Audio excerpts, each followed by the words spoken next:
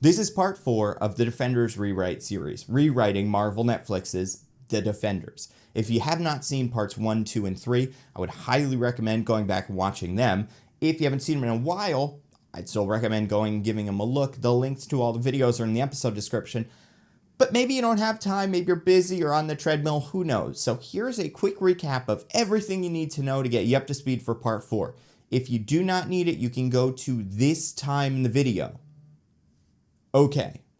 Matt finishes off the rest of the hand in New York City with a small assist from the Iron Fist, Danny Rand, and the daughter of the dragon, Colleen Wing. Hogarth does a favor to Jessica Jones and gets Luke Cage out of prison. Luke finds out that a businesswoman named Alexandra Bont is developing Harlem into oblivion. Because of economic displacement caused by Alexandra, everyone notices an increase in street-level crime. Luke goes to a protest where he learns of a vandal calling himself the Wrecker, who has become the people's champion. Danny destroys a Rand deal with Alexandra. Later that night, Luke investigates a mysterious lightning strike and is knocked unconscious by an unknown figure. After she hears about what happened to Luke, Claire calls Misty, Jessica, Danny, Colleen, and Matt for help. Misty and Jessica work together to try to figure out who hurt Luke, since they're the two best investigators in the show. Danny uses his chi powers to heal Luke. Danny tries to track the energy signature of the weapon that hurt Luke. Matt tries to figure out if there's a new weapon in town. He goes and shakes down Turk Barrett, and Justin Hammer finds nothing. Jessica and Misty run into Danny and Colleen at the crime scene. And because Danny and Colleen both partially match the description that Jessica and Misty got of the person that knocked out Luke, Jessica and Misty try to bring Danny and Colleen in for questioning. Danny and Colleen refuse and get into a fight with Jessica and Misty. And right before either can hurt the other, Claire and a now healed Luke arrive and tell everyone that he remembers what happened. He met someone at a construction site who was struck by lightning, and it turns out that person was the Wrecker. When Luke tried to take him to the hospital, the Wrecker refused and knocked out Luke with some sort of magic crowbar. Danny, Colleen, Misty, Jessica, Claire, and Luke all come up with a plan led by Danny. They're going to use Danny's magic sensing abilities to find the Wrecker, and then they're going to fight the Wrecker and take the crowbar from him. Claire calls Matt, but he refuses to help. He still doesn't want to work with the team after what happened to Elektra. She tells Matt where to find the group. The team tracks the Wrecker to a warehouse. Luke ambushes the Wrecker, and Danny and Jessica steal the crowbar from the Wrecker. But it is revealed that not only can the Wrecker summon the crowbar with his mind like Thor does with his hammer, the Wrecker has also assembled a group of 3 superpowered criminals. They are calling themselves the Wrecking Crew. The first member of the group is someone who we will not name yet, but eventually will be called Thunderball. He is the strongest member of the crew. He picks things up and throws them at Jessica. The second member of the group is someone named Piledriver. He's the fastest member of the Wrecking Crew, and he fights Luke Cage. The third member of the Wrecking Crew is named Bulldozer. He is the least vulnerable member of the group. He wears a helmet. He's kind of like the Juggernaut. Bulldozer and the Wrecker fight Danny. And right as the group is almost lost, Matt as Daredevil shows up after a pep talk from Stick, turns off the lights in the warehouse, saves the group, and they retreat. Okay, let's do this.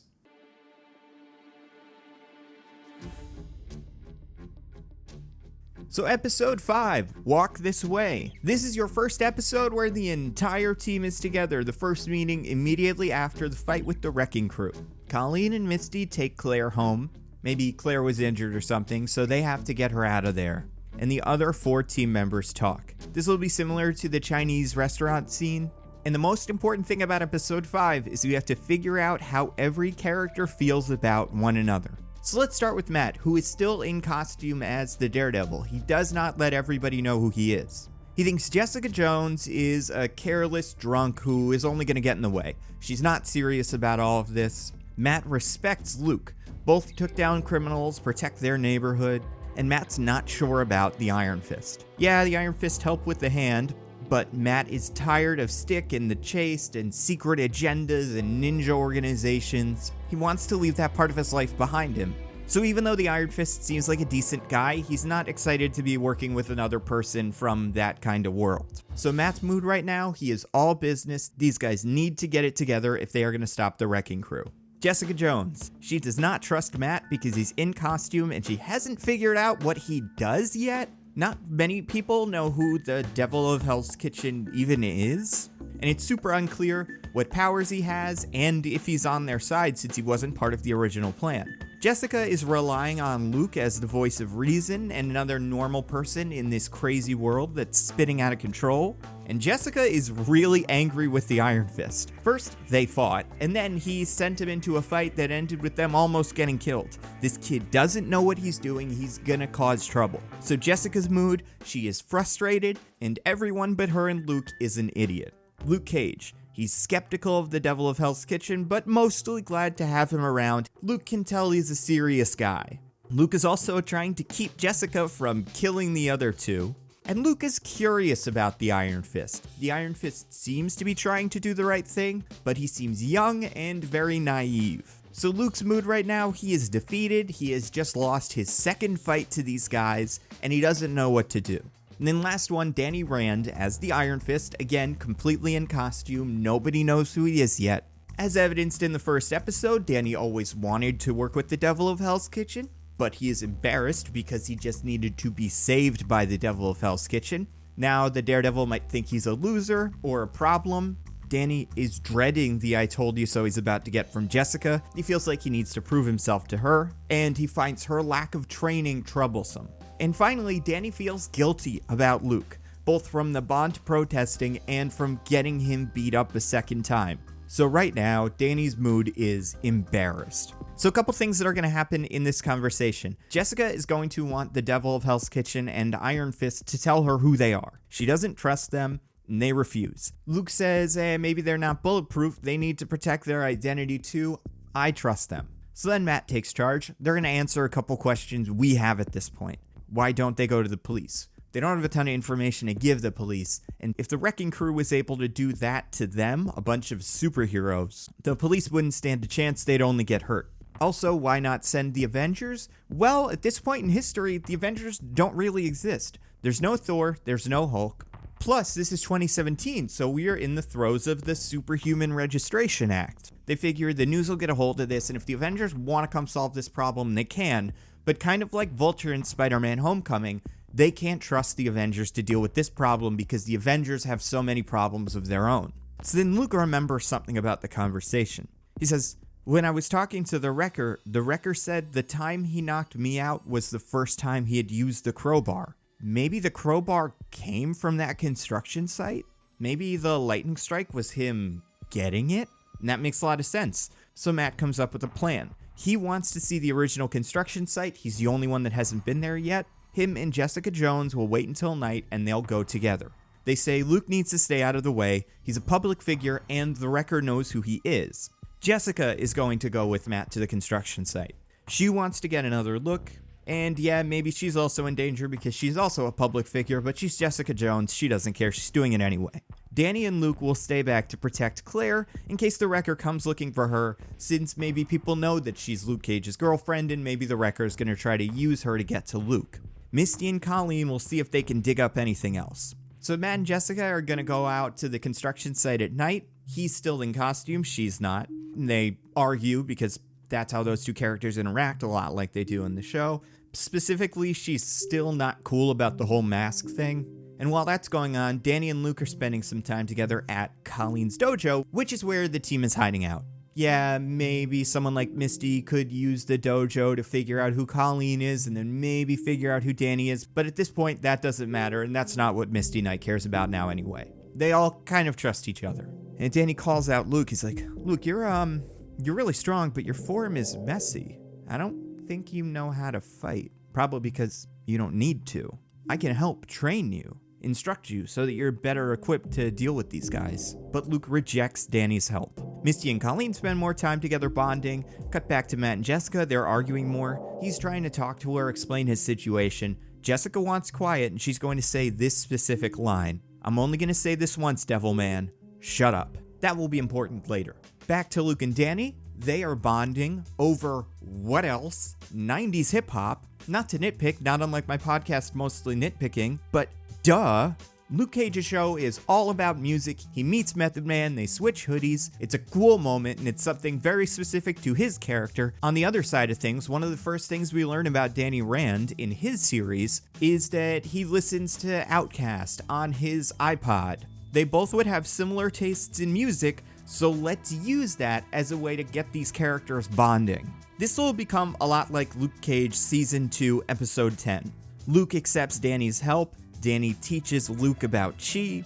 Luke thought Danny would teach him Kung Fu, and Danny says, well, Chi is more important, it's about team, it's about harmony, you can communicate mentally through Chi. Danny trains Luke in meditation, and Danny and Luke get along pretty well. The friendship is forming, and Luke is learning from Danny. He's not learning Kung Fu, but he is learning about his Chi.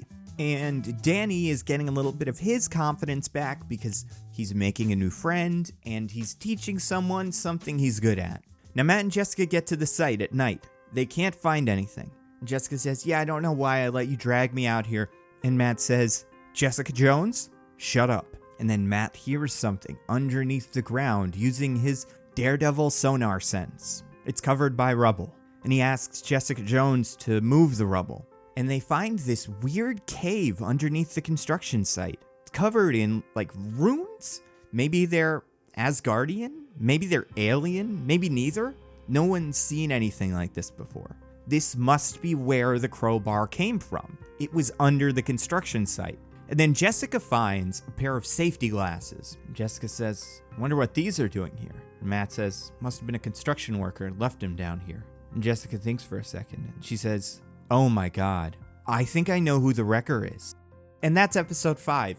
It's just team building, character moments, fun stuff, interactions, what this series was really supposed to deliver on. The things that, like I said, Luke Cage Season 2 had to do because Defenders didn't do enough. We're going to have Luke and Danny spending time together, Colleen and Misty spending time together, Jessica and Matt spending time together, and the entire team is going to be interacting, learning from their failure, getting ready to move on, and at the very end of the episode, finding a crucial piece of evidence that is going to give Jessica the information she needs to tell everyone who the wrecker is, which will be done in episode 6 of the Defenders Rewrite, Wreck Shop. Oh, and one more thing. I wanted to take a second to thank this video's sponsor, World of Tanks. In case you've never heard of it, World of Tanks is a team-based MMO action game dedicated to mid-20th century armored tank combat. There's a bunch of game modes. The basic premise is you're in a tank, you're driving around with a team of other tanks, and you use different tactics. Maybe you ambush your opponents, maybe you use stealth, you're sniping, maybe you're just rushing in and shooting their tanks with your tank. There's over 550 tanks, so there's always a new way to play. It is historically accurate to an insane detail. You modify and upgrade your tanks. There's 11 nations of tanks, 30 plus maps inspired by real-world locations. And right now, if you use the code in this video description and sign up, you will get 7 premium days, 500 gold, and a premium tank, the T-127. It's a Soviet Tier 3 tank, which you'll understand what that means when you start playing the game. It is legitimately a lot of fun. Give it a shot. If you're anything like me, I think you guys will dig it. Before we get to the normal outro, I just want to plug the Extra Life stream I am doing with a bunch of awesome friends of mine and co-host of Mostly Nitpicking, DJ Chapman. We're all going to be doing a stream. It's on November 2nd, 2019. If you're watching this in like 10 years, you missed it. Although we'll probably be doing it again, assuming that that's still a thing people do.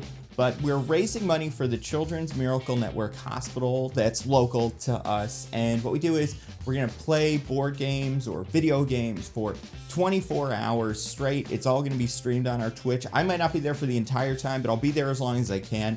We'll be playing all kinds of different games. You can donate during the stream. You can donate now. You can go to the pages that I'm going to list in this video description, and you can donate any amount of money. And the fun part about this year is, besides the fact that we'll be doing all kinds of cool stuff, like probably playing the Goose Game and playing Blood on the Clock Tower and all kinds of other fun games that'll be fun to watch, I am also going to be part of this group officially, which means you can pledge to the Children's Miracle Network Hospital specifically like to me, so the money goes to the charity, but I still get kind of credit for bringing you.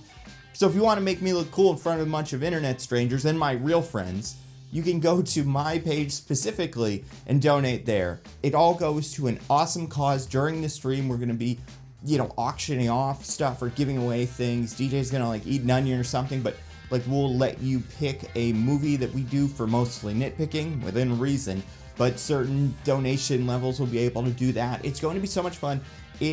All the information is going to be on the video description here. It's going to be on my Twitch. It's going to be on DJ's Twitch.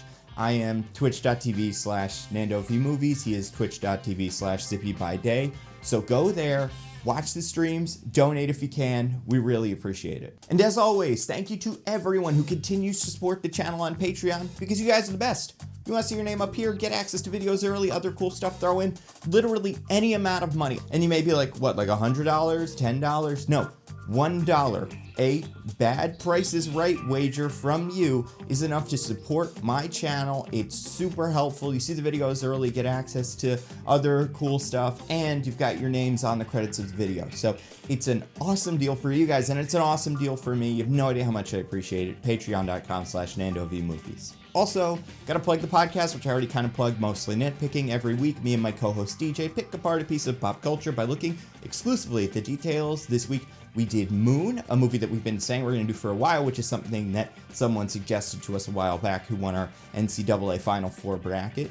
We're going to be doing videos on Terminator, videos on Frozen, and Star Wars, and the Cats movie. So, like, if you enjoy hearing me talk about movies, and you want me to do it in a longer form with less structure, it's fun. I know a lot of people like it, and I really appreciate everybody that listens. We are at Nitpicking Pod on Twitter. And last thing, as always, follow me on Twitter, twitter.com/NandoVMovies. It's where I post updates on videos and podcasts, and where I post pictures of my cats and pictures of myself in my Halloween costume, which are pretty awesome. Also, I have an Instagram, instagram.com/NandoVMovies. I don't know if people use URLs for that. I'm NandoVMovies on Instagram. That's all I got. I'll see you next time.